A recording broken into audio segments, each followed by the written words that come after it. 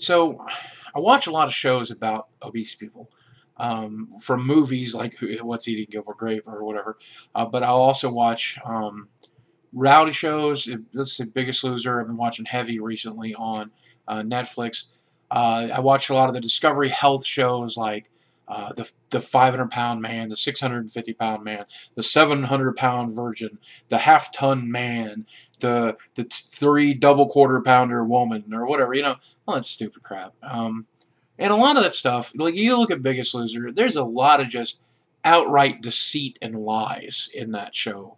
And you don't have to be behind the scenes to know that, but I've heard from people that have been on behind the scenes of that show, and they'll tell you it's full of crap.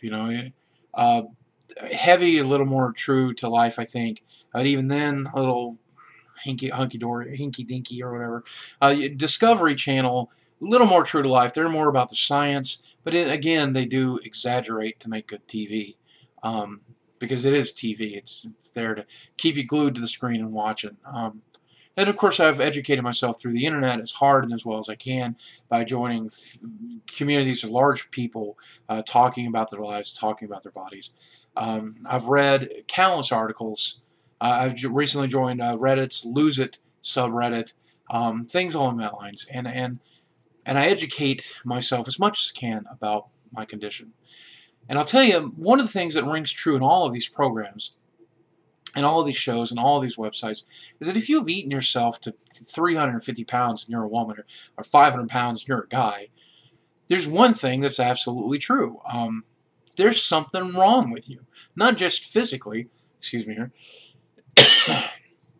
not just something physically wrong with you, but something mentally wrong with you. Emotionally, mentally, something in your brain is not connecting correctly. Either you're dealing with, a lot of people are dealing with pain, a lot of people are dealing with depression, a lot of people are dealing with emotional distress, anxiety issues. A lot of different factors can go into this, but you can rest assured that if you see some fat ass on one of those chairs in Walmart, one of those electric chairs that you use in a shop, chances are that guy's got a problem. And it's a lot deeper and a lot bigger than the fact that he likes sandwiches, man.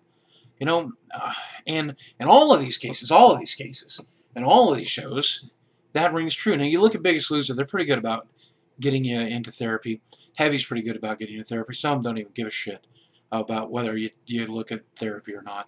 But if you lose the weight, no matter how driven you are, no matter how strong you are, no matter how powerful you are, there's a good chance that if you don't deal with the emotional issues that led into you gaining the weight in the first place, you're going to gain it back when you have that relapse of depression or anger or frustration or pain.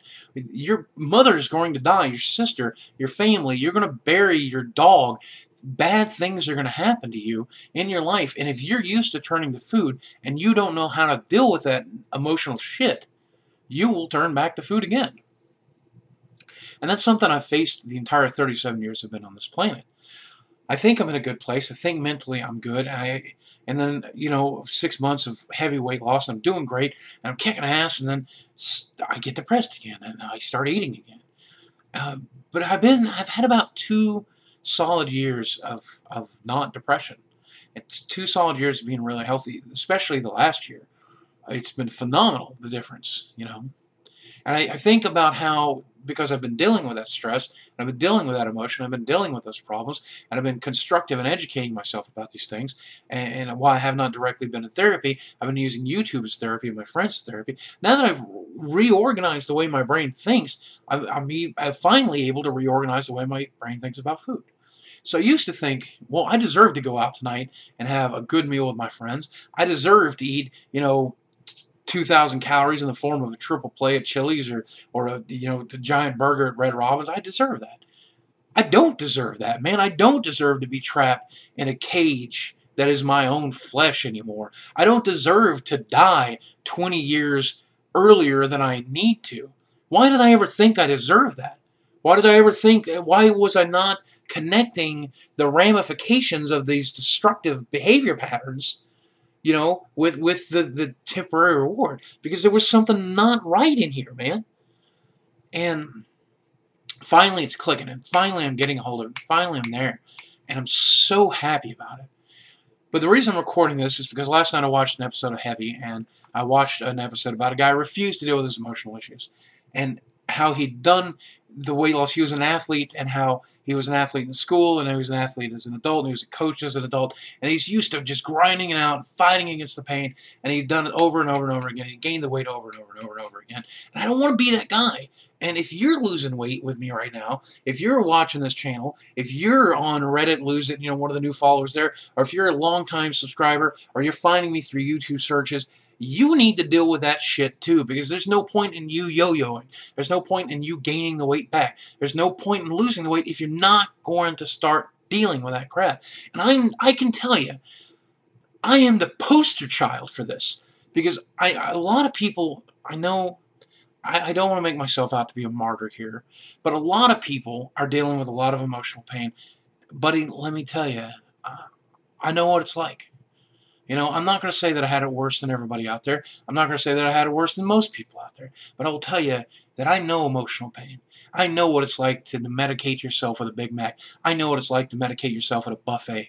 I know what it's like to drown your sorrows in a pizza. Dude, I know. I know. And the key to real, honest-to-God weight loss is finding a way. Is finding a way to let go of that shit. I said it on the website the other day. Somebody asked me what my driving motivation for losing weight was, and I said I spent 37 years of my life eating, sacrificing my life to eat, and I'm tired of doing it. And now I'm ready to sacrifice eating to live. And so for lunch today, I had a big bowl of salad, like 100 calories with the bacon on it, and 40 calories with the spinach. I mean, this big, the size of my head. That tasted like crap. And I don't care. It's fuel, man. It's fuel for my body. I don't care what I eat. I don't give a shit anymore. I still have cravings, but in the end, I just want to get through my day and get under my calorie goal and create that calorie deficit and lose weight. And that's it, man. That's it. That's the striving force. No more fear. No more anger. No more hatred. No more depression. Man, I'm past it. And now that I'm past it, I am ready to crank this shit out. And I want you to join me. I want you to get into therapy. I want you to open up your arms and your mind and your voice. I want you to get on the forums. I want you to talk to other people. I want you to write your friends a letter. I want you to call your mother. I want you to talk to a therapist. I want you to do whatever it takes to get to the point that I'm at. Because I feel euphoric. I feel amazing. I feel like I can do anything. And dropping 300 pounds, I think it's going to be the least of the things I'm going to accomplish now that I'm married.